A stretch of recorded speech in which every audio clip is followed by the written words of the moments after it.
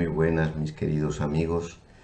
Me habría encantado, como supongo que a vosotros también, pues el no tener que grabar esta sesión del ciclo que tenemos habitualmente de charlas para la formación cofrade.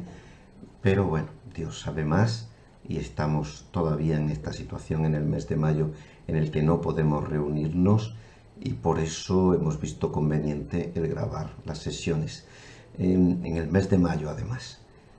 Si hemos tenido la fortuna de que todo el ciclo ha estado dedicado a la Santísima Virgen, en el mes de mayo, que es el mes de María, que es el mes en el que los cristianos afinamos de alguna manera nuestra devoción a la Señora, pues es muy bonito volver a seguir trabajando los temas de la Virgen, estos privilegios marianos que hacen de María esta criatura tan singular, más que ella, pues solo Dios.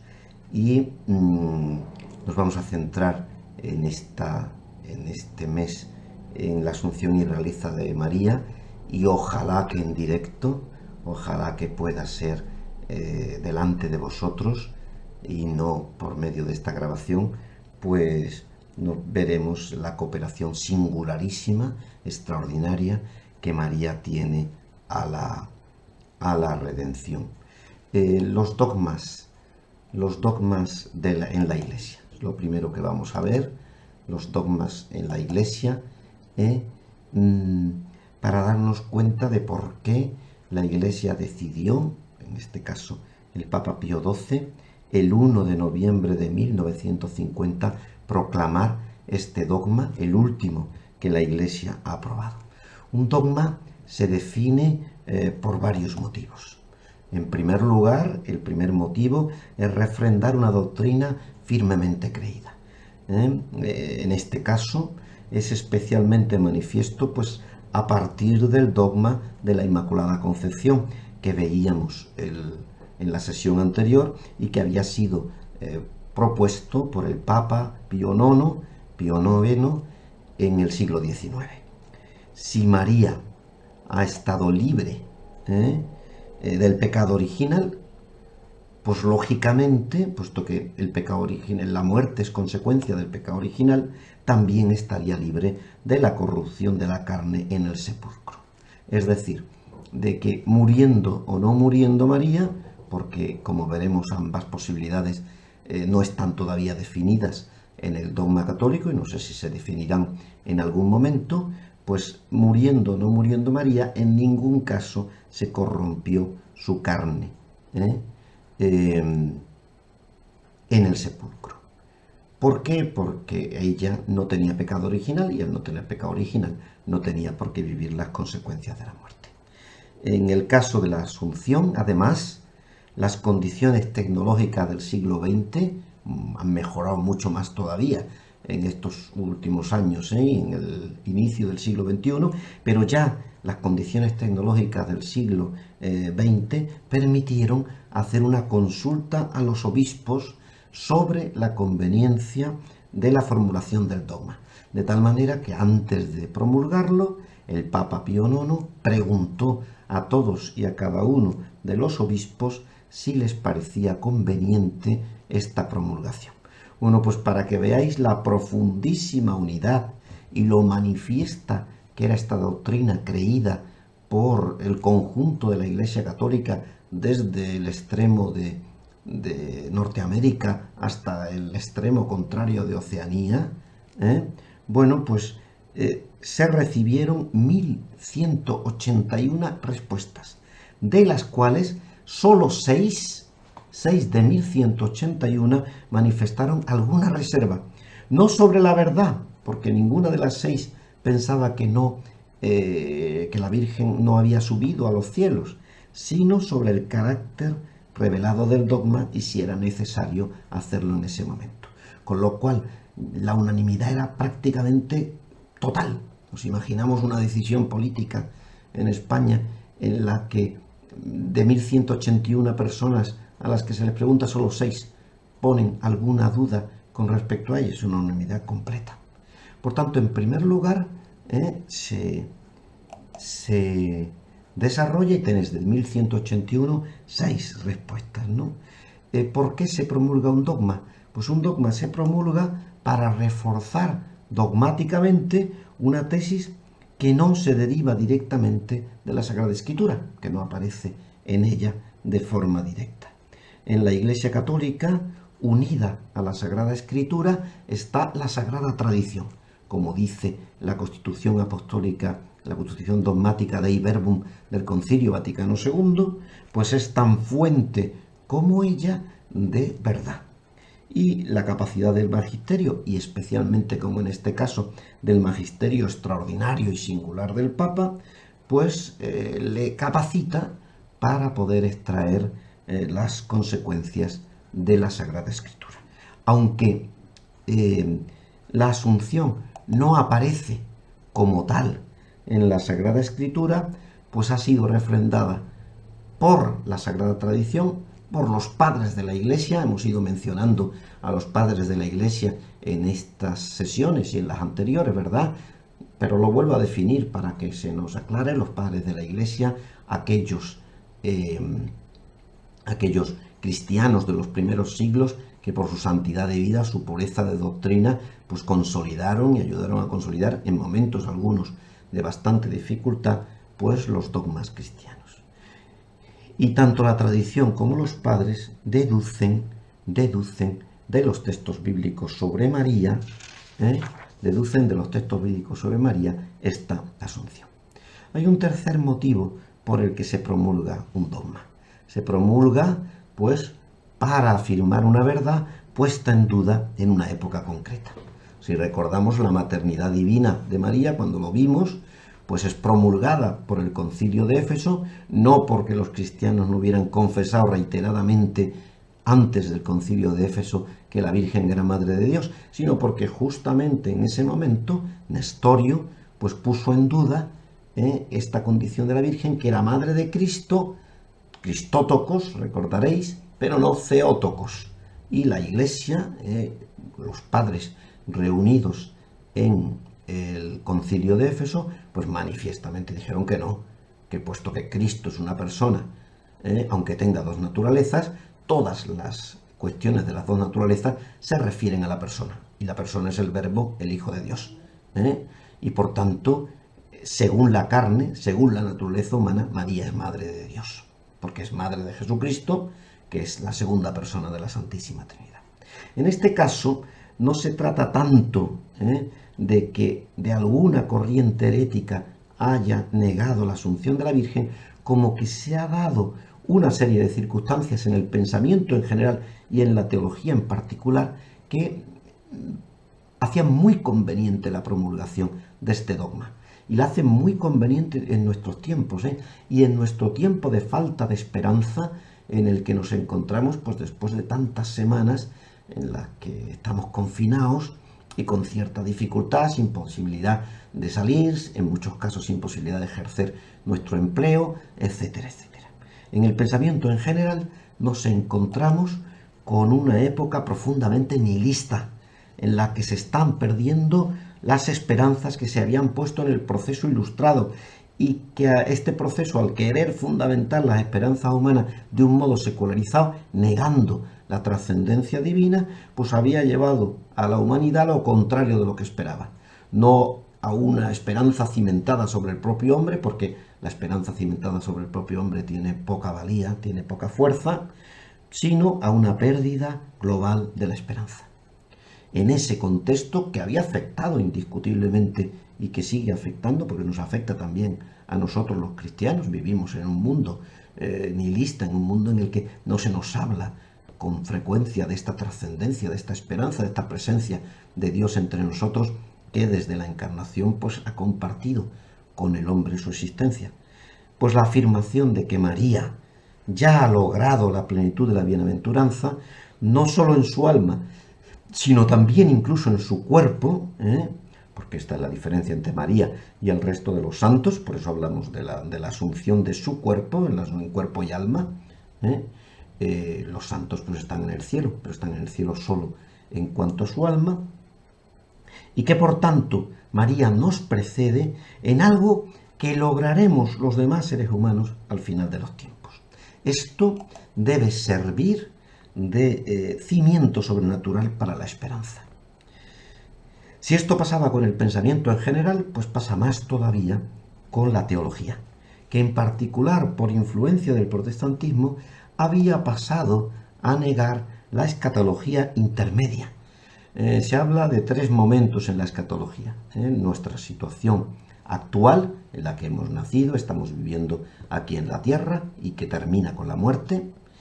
La escatología intermedia, que desde el momento de nuestra muerte y el tiempo, sea más largo o más corto, yo no lo sé, hasta que Cristo venga en la segunda venida, a eso se llama escatología intermedia. Durante ese tiempo no tenemos cuerpo y está exclusivamente nuestra alma, pues bien en el purgatorio, bien en el cielo, y esperemos que en ningún caso en el infierno, y llega la escatología final, la escatología conclusiva, en la que después de la segunda venida de Cristo se producirá el juicio universal, se producirá la resurrección de los cuerpos y las personas pues estarán en el cielo.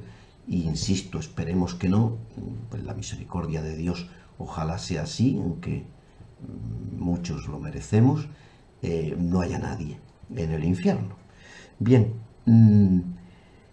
se pasó a negar esta escatología intermedia, periodo entre la pervivencia del alma sin el cuerpo tras la muerte y la resurrección de los cuerpos que sucederá al final de los tiempos.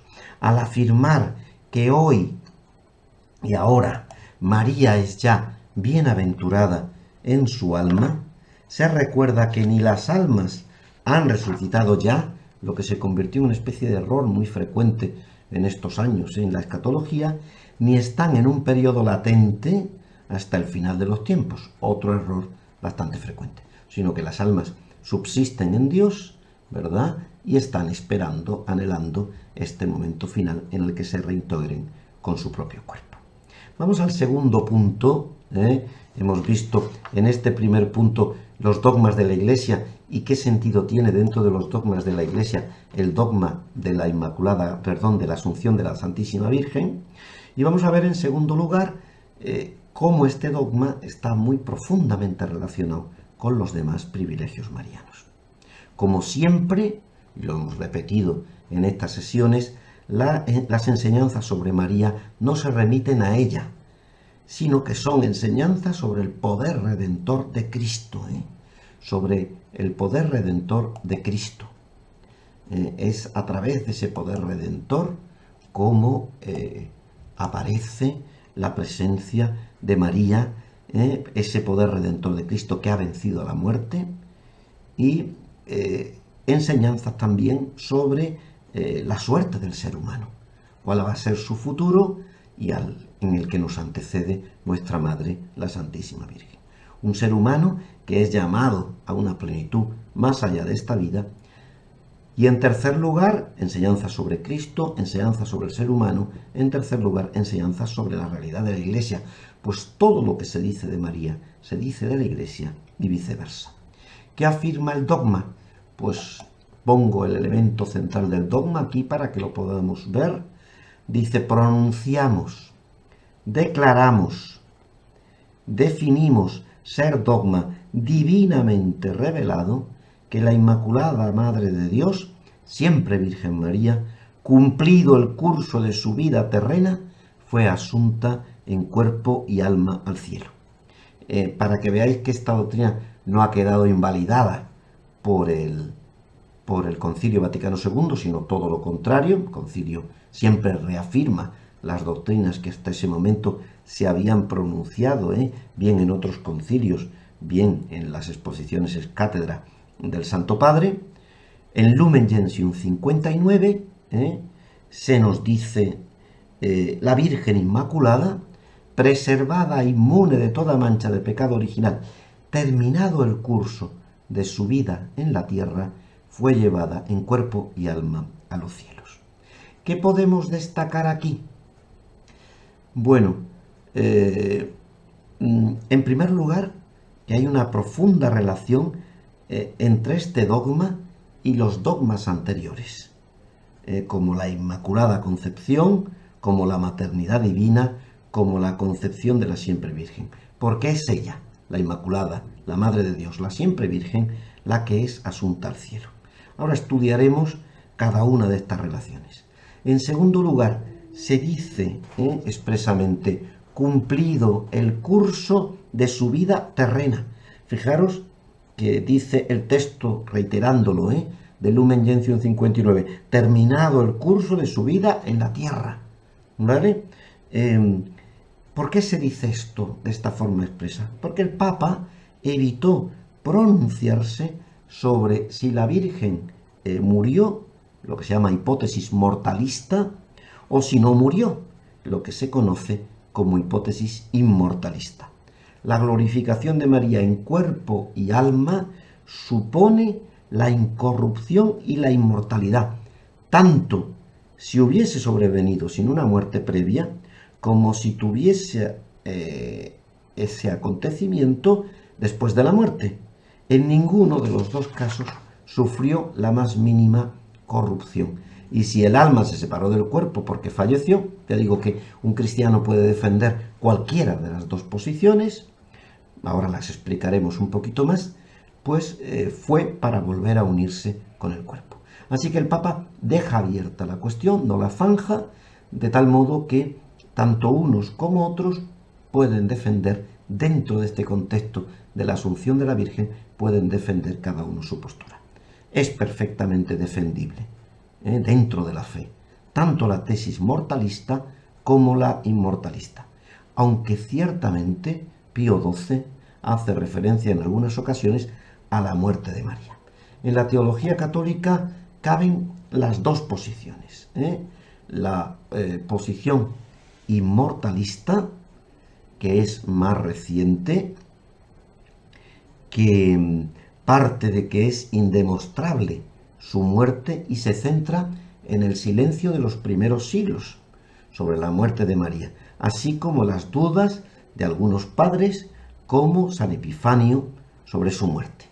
Y se apoya por último en el dogma de la Inmaculada Concepción, que al eliminar el pecado podía y debía eliminar también la muerte como su consecuencia principal. Sin embargo, durante casi 1000 años, la Iglesia ha poseído pacíficamente la opinión mortalista, que es la que está más en la tradición de los padres de la Iglesia y en las grandes tradiciones populares. De hecho, es afirmada casi con unanimidad por los padres la aceptación de la muerte de la Señora, y a esto se une pues el argumento litúrgico de la antiquísima fiesta de la Asunción, también llamada fiesta de la Dormición, la fiesta del Tránsito, del que es ejemplo esta imagen que me mandó en su momento mi querido Andrés, del Tránsito de Zamora, ¿vale? Y que también aparecen muchísimas otras fiestas. Bueno, parece también conveniente, si el argumento de la ausencia de pecado original es un argumento importante a favor de la opinión inmortalista, hay un argumento importante a favor de la teoría mortalista, y es que parece también conveniente que por asociación con su Hijo, con la muerte redentora de Jesús, pues María, que estaba unida en todo a Jesús, hubiera experimentado también como él la muerte. En cualquier caso, ni la opinión inmortalista ni la opinión mortalista invalidan en nada el privilegio de la concepción inmaculada, porque ésta exige la no corrupción del cuerpo, no la inmortalidad, que era un don preternatural, era un don que tenían Adán y Eva lo perdieron y por tanto se puede morir. Pero la diferencia en el caso de María es que su cuerpo, como le pasa a Jesucristo, no se corrompe. El resto, pues en la mayoría de los casos su cuerpo se ha corrompido. Hay muchos casos de santos que, reflejando esta profunda santidad de vida, pues su cuerpo ha permanecido incorrupto. Pero en este caso es una definición manifiesta de la Iglesia. Hemos dicho que hay una conexión con el resto de los grandes dogmas, dogma de la Inmaculada, la maternidad divina, que María es siempre virgen, que ocurrió al término de su vida terrena, y en tercer lugar se nos dice que fue asunta en cuerpo y alma a los cielos. Vamos a ver estos dos apartados. En primer lugar, fue asunta. No ascendió a los cielos por su propio poder, como sí hace Jesucristo. Dios es el que la asume. María es la asumida. Mientras que la humanidad de Cristo asciende a los cielos por su propia virtud, María es asumida por la virtud de Dios. Y luego, en segundo lugar, en cuerpo y alma. Y esta es la novedad de María con respecto a cualquier otro santo. María es un caso singularísimo. No se trata de que su alma vaya al cielo, como le sucede a los santos, sino que desde ahora, desde el momento mismo de su dormición, o desde el momento en el que ascendió, se encuentra en el cielo toda completa en cuerpo y alma. Definir que el alma de María ha sido glorificada desde que finalizó el curso de su vida terrena hubiera resultado superfluo y redundante, porque en definitiva eso le ha pasado a los santos, los grandes mártires, por ejemplo, les ha pasado que automáticamente en cuanto murieron pues fueron al cielo, su alma quedó glorificada por la presencia y la habitación profundísima de la Santísima Trinidad. Lo que afirma el Papa Pío XII y lo que constituye una singularidad es la glorificación de María de forma celeste en su cuerpo, que no se aplazó, como nos pasará a todos los demás, hasta el final de los tiempos. El concepto fundamental que aquí manejamos, ya lo hemos visto si recordáis, es el concepto de anticipación, que es un concepto paralelo al concepto que habíamos trabajado en la Inmaculada Concepción de la Virgen, al concepto de redención preventiva. Ciertamente, cada fiel recibirá al final de los tiempos la gloria debida a sus buenas obras, y María la recibe en una plenitud incomparable y la recibe ahora. El concepto de anticipación se corresponde teológicamente con el concepto de redención preventiva que veíamos en la Inmaculada Concepción.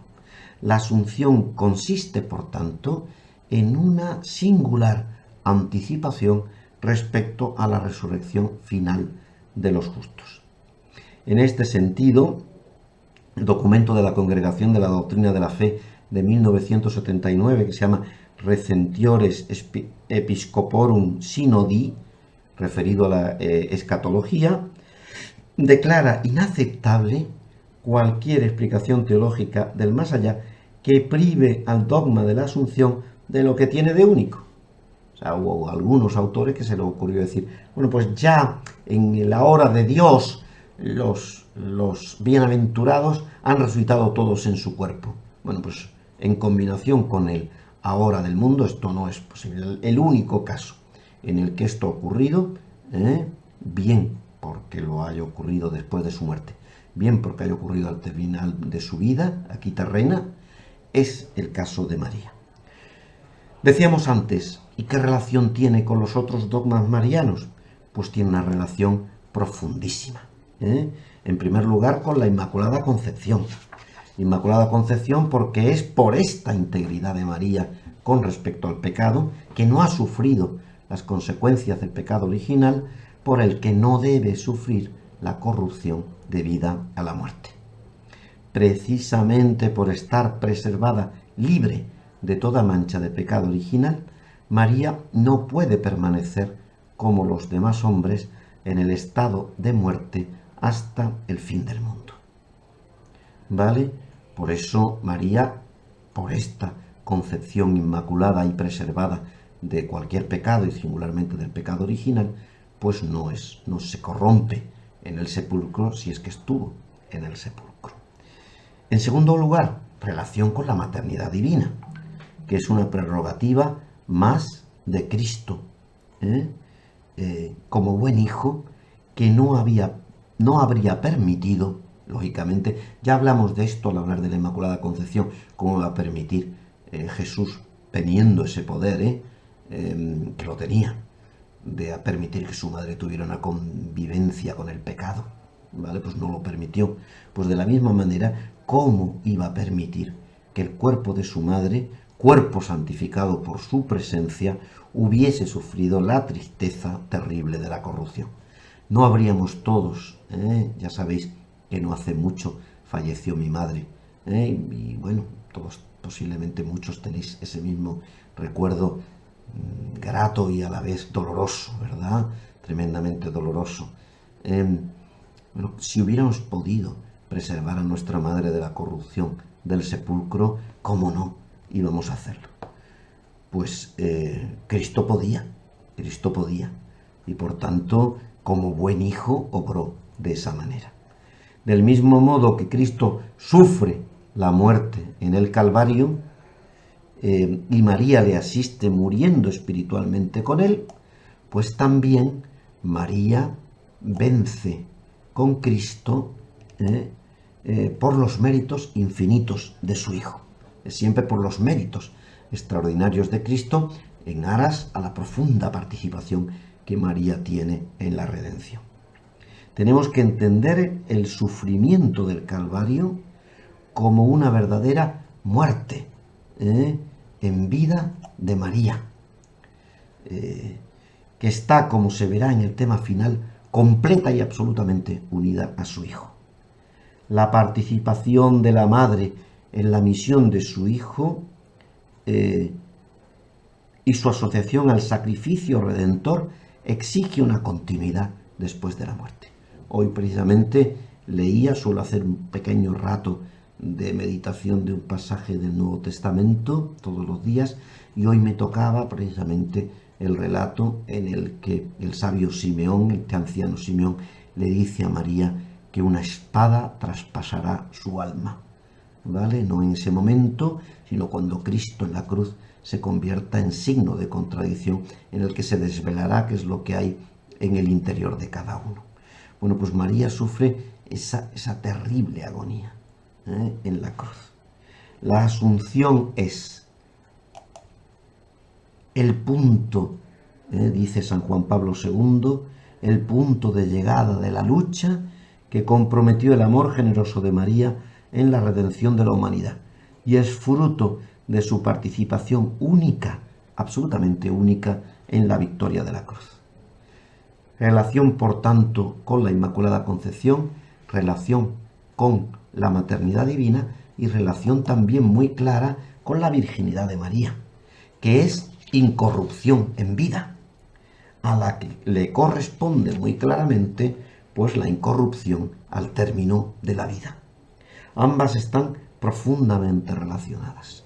Es muy bonito como Orígenes, por ejemplo, autor cristiano de los primeros siglos, siglo segundo, tercero, por tanto muy cerca de los primeros grandes teólogos, muy cerca de los sucesos evangélicos y de la vida de los primeros apóstoles, dice: María permaneció virgen hasta el final, Megri teleuté, con una terminología, este teleuté, este fin, que se suele atribuir al tema de la muerte, pues permaneció en esas circunstancias.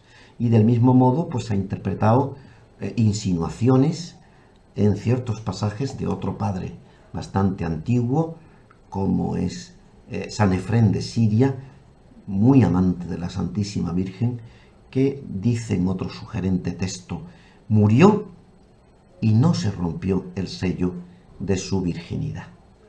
El cuidado con el que Dios asistió siempre a la integridad del cuerpo de la Virgen con su divino poder no permitió en él la más mínima alteración por la muerte. Lo decíamos hace un momento. ¿Cómo iba a permitir Dios Hijo la corrupción de un cuerpo tan tremendamente unido al suyo? En tercer lugar, al ser este dogma reciente, al ser este último dogma, podemos tener la impresión de que es una cosa que se ha añadido a la fe de la Iglesia pues en tiempos muy actuales. Y esto no es así. De una o de otra manera es confesado por la fe de la Iglesia, por los padres, desde tiempos muy antiguos. Por eso, aunque el dogma de la Asunción es el más reciente, su confesión es antiquísima. Ya está presente en un relato apócrifo de los primeros siglos, de siglo II, III, conocido como el Transitus Mariae, el tránsito de María. Aparece en San Epifanio, que vive en el 300, nace en el 315, muere en 403, que nos va a decir San Epifanio, cuando este problema teológico empieza a adquirir cierta relevancia y para mostrar que carne y pecado no son idénticos, indica como prueba la asunción corporal de la Señora.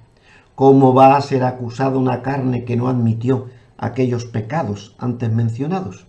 ¿Cómo es posible que María, tan santa, no herede con su carne el reino de los cielos? Ella que no cometió deshonestidad ni adulterio alguno, sino que permaneció inviolada.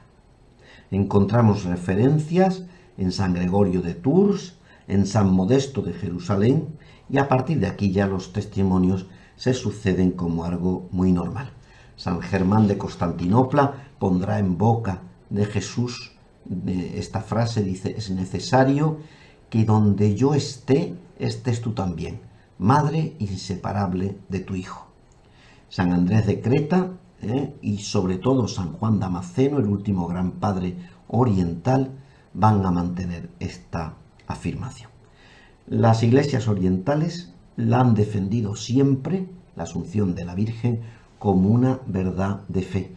De hecho, en 1672, un concilio en Jerusalén de la Iglesia ortodoxa, ya separada de la Iglesia romana, sancionó el mismo convencimiento de la subida de nuestra Madre a los cielos como una verdad perteneciente a la Iglesia desde los primeros tiempos. Desde Oriente, en los siglos IV, V, VI, se va a ir transmitiendo a Occidente con gran rapidez. Y ya en el siglo XIV está plenamente generalizada. Antes de esto, en el siglo XIII, Santo Tomás nos va a decir, la tercera, está hablando de las maldiciones que se recibieron por el pecado original, fue común a los hombres y a las mujeres, que se convertirían en polvo. Y de esta estuvo libre la bienaventurada Virgen, que subió corporalmente al cielo, pues creemos que después de la muerte resucitó y fue llevada al cielo. En esta Expositio Salutationis Angelicae de Santo Tomás muere en 1274, ya era una cuestión común en la Iglesia Católica. Y junto a él, pues la afirma San Alberto Magno, contemporáneo suyo, otro contemporáneo, franciscano en este caso, muy querido también, como es San Buenaventura. Vamos en cuarto lugar. ¿Qué fundamentos bíblicos encontramos en esta dogma? Aunque no se afirma expresamente, la fe de la Iglesia encuentra en los grandes textos marianos una referencia sobre esta incorrupción de María. Se apoya, por ejemplo, en Génesis 3:15, ya hemos hablado muchas veces de este texto, en el que María es la vencedora de la serpiente por la que se introduce la muerte y la corrupción en el mundo. Pues, esta victoria de la serpiente es vencida posteriormente por María. Esta mujer, el que provenga, recordamos, de la descendencia de la mujer, nos dice en Génesis 3:15, y tu descendencia le aplastará la cabeza a la serpiente, ¿verdad? La mujer que está estrechamente unida al vencedor del demonio, que es Cristo, es María, destinada a quebrantar con su linaje la cabeza de la serpiente. Y es un triple triunfo: triunfo sobre el pecado, triunfo sobre la concupiscencia y triunfo sobre la muerte. En segundo lugar, el texto de Lucas 1:42, que se coloca en boca de su prima Isabel: bendita tú entre las mujeres y bendito el fruto de tu seno, se ha relacionado con este texto también. María es la vencedora en Jesús de la triple maldición que genera el pecado, la concupiscencia y su reflejo físico, la muerte, o al menos la corrupción que ésta implica. También se acoge la teología al texto de Lucas 1:28, en el que el ángel llama a María, como recordaréis, Cageritomene, llena de gracia. La gracia redunda en toda la persona por la unidad de alma y de cuerpo, y a la plenitud de la gracia pues debe corresponderle después de esta vida una plenitud de gloria en la persona entera. Y hay que entender las palabras del ángel en su sentido más pleno. María recibe a lo largo de su vida la santificación y la deificación por la acción del Espíritu Santo. Y como a su Hijo le llega en la plenitud absoluta al final de su vida. Es María la nueva Eva, una mujer singular y única, la criatura más semejante y proporcionada al Logos que en ella se hizo carne. Mientras vivió, pues poseyó esta plenitud de gracia de forma escondida, como le pasó en parte a su Hijo, pero se manifiesta plenamente, como también le ocurre a Jesucristo, al final de su vida. La asunción de María al cielo es el efecto pleno de su espiritualización, de la plenitud de la gracia en su momento terminal. Estos tres textos son muy claros, pero es especialmente claro el texto de Apocalipsis 12:1, ¿verdad? Una señal grande apareció en el cielo. Una mujer vestida de sol y la luna bajo sus pies, y sobre su cabeza, ahora hablaremos para terminar de la realeza de la Virgen María, sobre su cabeza una corona de 12 estrellas. Las referencias de este texto, dirigido a María, la Madre del Cordero, a la corporalidad de la Señora, vestida de sol, la luna bajo sus pies, coronada su cabeza, parecen indicarnos la pervivencia corporal de María. En una audiencia el día 9 de junio del año 1997 decía Juan Pablo II: por eso en la gloria celestial, al lado de Cristo resucitado, hay una mujer resucitada, María, el nuevo Adán y la nueva Eva, primicias de la resurrección general de los cuerpos de toda la humanidad. Bien, vamos al punto quinto. Decíamos que íbamos a hablar de la Asunción y de la realeza. Vamos a ver la realeza de María. Y me gustaría detenerme un segundo en esta titulación, ¿verdad? La realeza de María en la realeza de Cristo. María es reina porque es rey, su hijo. Por tanto, es algo derivado de la concepción de Cristo, único mediador, verdadero rey del universo. Pocos días después de la fiesta de la Asunción, celebra la Iglesia la de la realeza de María, uniendo una con otra como su octava. Dice Lumen Gentium 59, en el texto que leíamos antes, desarrollado y continuado, dice: la Virgen María, la Virgen Inmaculada, preservada inmune de toda mancha de culpa original, terminado el curso de su vida terrena, en alma y cuerpo fue asunta a la gloria celestial. Y dice la segunda parte de este texto del Concilio Vaticano II: y enaltecida por el Señor como reina del universo, para que se asemejara más plenamente a su Hijo, Señor de los que dominan, vencedor del pecado y de la muerte. Es un tema riquísimo e inagotable, muy usado por el arte, que nos gusta singularmente a los cofrades. Siempre que podemos, está María coronada, situada a la vera de Cristo, como vemos aquí en este fresco de Miguel Ángel, ¿verdad?, del juicio final. María situada al lado de Cristo, justo por debajo de él.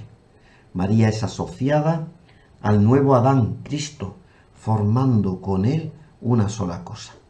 Y esta función capital de Cristo cabeza es participada por María como ninguna otra criatura. Ella, lo hemos leído hace un momentito, es la mujer coronada con 12 estrellas sobre su cabeza, como dice Apocalipsis 12:1. Y es también, como dice Santa Isabel en un texto de San Lucas, que también hemos hecho referencia anteriormente, ella es la madre de mi Señor, lo que es tanto como decir la señora, la reina. San Juan Damasceno ya usa el título de soberana para referirse a María, y de igual modo lo encontramos antes en Orígenes, que la llama señora, dominadora y reina. También en San Efrén, también en San Gregorio Nacianceno o en San Epifanio de Constantinopla. Un padre español, San Ildefonso de Toledo, la saludará diciendo: oh señora mía, tú eres mi dueña, oh soberana mía, madre de mi Señor, señora entre las siervas, reina entre las hermanas. En María recibe la culminación que recibirá la Iglesia, y ella es la mujer que se asocia al hombre pleno, Cristo, en su gobierno de la nueva humanidad. Esto está muy presente en la liturgia, en antífonas tan conocidas, pues como el Ave Regina Celorum o el Regina Celi, que se reza en los días de Pascua. En las letanías lauretanas del Santo Rosario se la recoge como Reina de los ángeles hasta los santos, pasando por los patriarcas, los profetas, las vírgenes, etcétera, etcétera.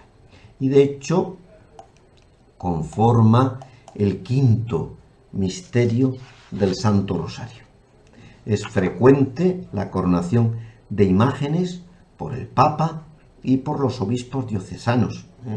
Nosotros nos encanta a los cofrades el que la Santísima Virgen viva esta condición de reina, porque la tenemos coronada bien de forma oficial y diocesana, bien de forma todavía no definitiva, la tenemos coronada en nuestras diversas advocaciones.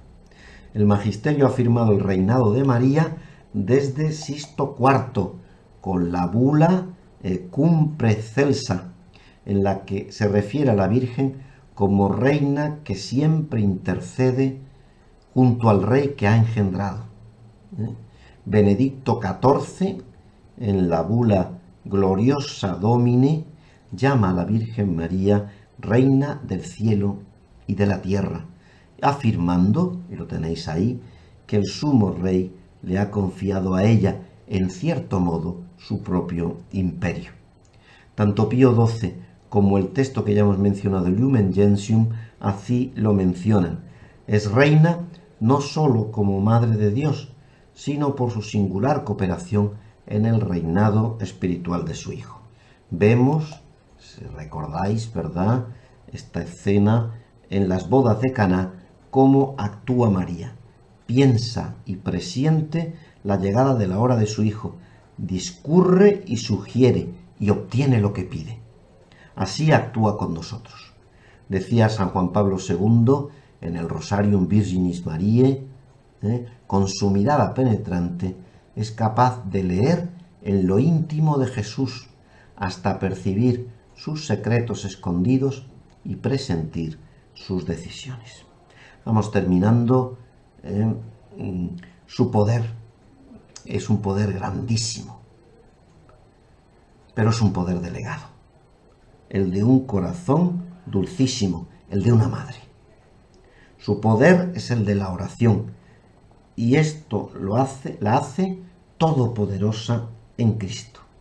La suya es, como se ha dicho repetidas veces, una omnipotencia suplicante, una omnipotencia suplicante, llamada por los padres de la Iglesia, por los grandes santos, abogada, auxiliadora, socorro y mediadora.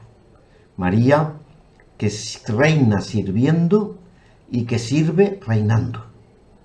Y Pío XII, en Fulgens Corona, exhorta a acercarse con gran confianza a la Reina del Cielo, como nosotros vamos a hacer seguro, en muchos casos desde nuestra casa, pero intentando de alguna manera no no dejar por el hecho de que estemos confinados o de que no podamos salir en conjunto, por lo menos durante un tiempo, a no dejar de glorificar a María en su dignidad maravillosa, especialmente en este mes de mayo, en el que siempre hemos dedicado tantas cosas a María, y si bien pues no vamos a poder hacer estas romerías multitudinarias que nos gustaban hacer, sí puede ser momentos de ir con el cuerpo si es posible, pero con el corazón indiscutiblemente, pues al lugar donde esté esa advocación especialmente privilegiada por nuestro cariño. Son tantas las hermandades que tienen la delicadeza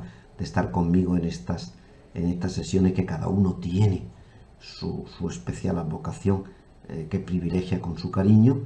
Bueno, pues irnos bien con el cuerpo, bien con el alma, irnos cerca de esa advocación y rezarle muchas veces a la Santísima Virgen, diciéndole esa oración del Ave María tan clara, tan estupenda, y concluyendo con esta advocación.